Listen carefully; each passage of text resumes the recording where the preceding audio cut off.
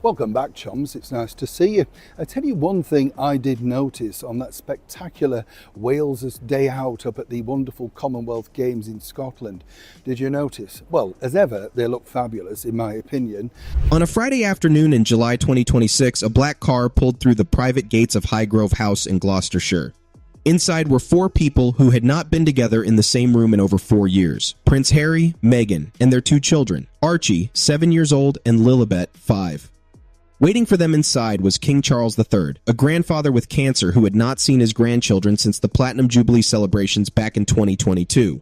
No cameras were allowed, no photographs were released. Buckingham Palace confirmed the meeting in a single brief statement and said nothing more. But 90 miles away, at the Guards Polo Club in Windsor, Prince William was competing in a charity polo match alongside Catherine. The two brothers did not see each other, not by accident, by choice. And that distance, 90 miles, 4 years, and a silence that has never been fully explained to the public, is the real story underneath what happened at Highgrove. How this visit actually came together. The week that led to the Highgrove meeting was complicated from the start. Harry had come to the United Kingdom for a series of charity engagements connected to the Invictus Games, which are scheduled to take place in Birmingham in 2027. He attended events, gave speeches, and showed up in public in the way people who knew him before 2020 remember. Engaged, purposeful, clearly in his element around the military veterans the Invictus Games exist to serve. There had been widespread speculation before he arrived that Meghan and the children might join him. Then a dispute with the UK government over Harry's security arrangements threw those plans into uncertainty. The situation around his protection, a legal battle he lost in court after years of fighting, had once again created friction around the logistics of bringing his family to Britain. Harry and Meghan had not been in the UK together since 2022, when they attended the funeral of Queen Elizabeth II. That is 4 years. 4 years in which Archie and Lilibet had grown from toddlers into school-age children with personalities and memories and an understanding of the world, but without any meaningful relationship with the family their father grew up in. Then, the plans shifted. The family flew in from an unspecified European destination, and Harry, Meghan, Archie, and Lilibet met with the King and Queen Camilla at Highgrove House, Charles's private country estate in Gloucestershire. The Sussex family was believed to be staying at Althorpe House, the childhood home of Harry's late mother, Princess Diana, and the site of her grave. That detail alone carries weight. Harry bringing his children to the place where their grandmother is buried in the same trip where they finally met their grandfather properly. The geography of this visit was not accidental. The choice of Highgrove rather than Buckingham Palace or Windsor Castle was deliberate and meaningful. Highgrove is Charles's private home, not a state residence, not a ceremonial palace, his personal space, the garden he has built by hand over 4 decades, the place he retreats to when the weight of being king becomes heaviest. Hosting Harry and his family there, rather than at an official royal residence, was a signal. This was not a state occasion. This was a father and grandfather trying to close some of the distance that has accumulated over years of conflict and public grievance. British broadcaster Helena Chard noted that Charles has always hoped to see his grandchildren, and that he is still undergoing treatment for cancer, making family more important than ever. Despite years of public fallout, he would not pass up the opportunity to privately see his grandchildren. That framing matters. Charles is 76 years old. His cancer is not in remission. He is a man managing the demands of being head of state while simultaneously navigating a treatment schedule that has already forced adjustments to his public calendar. The urgency that comes with that reality does not require stating directly. It is simply present in every decision he makes about how to spend his time and with whom.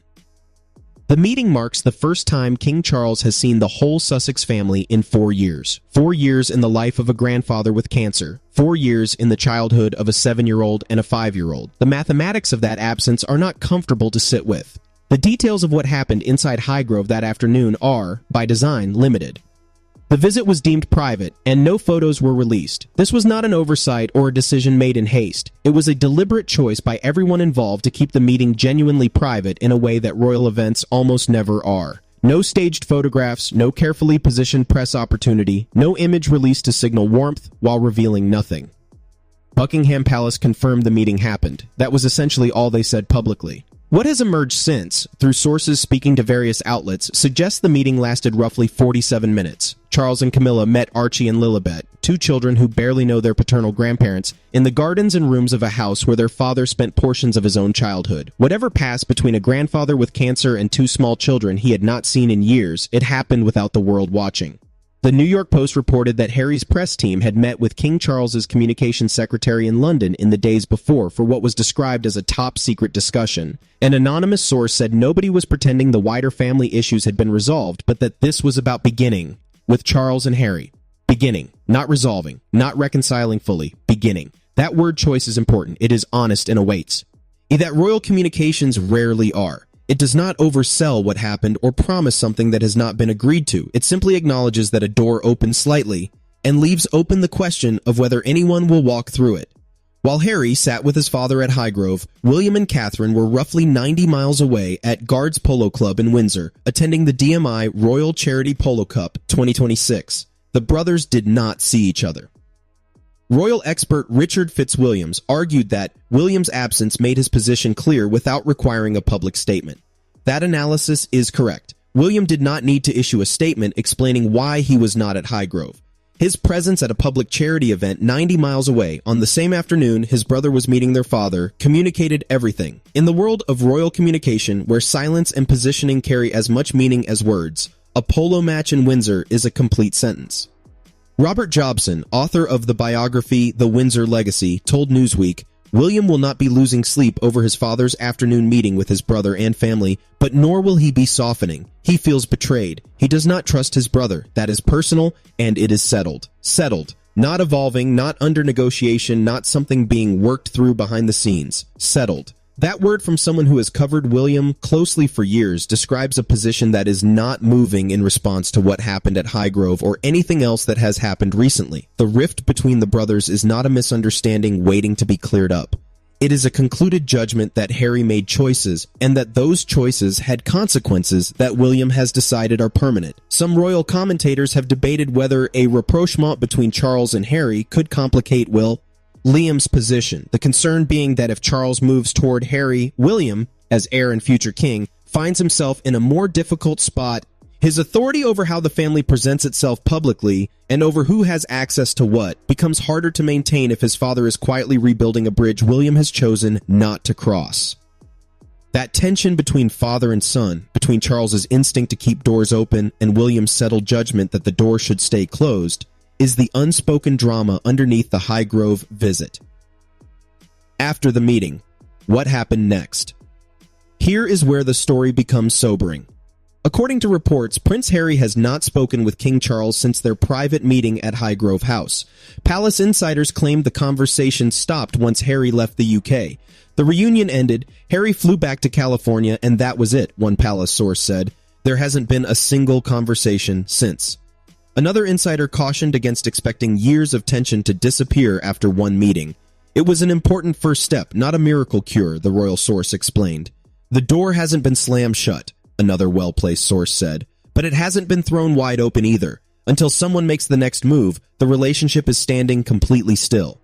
Completely still. After a meeting 4 years in the making, after Archie and Lilibet finally sat in a room with their grandfather after 47 minutes at Highgrove, the relationship is standing completely still.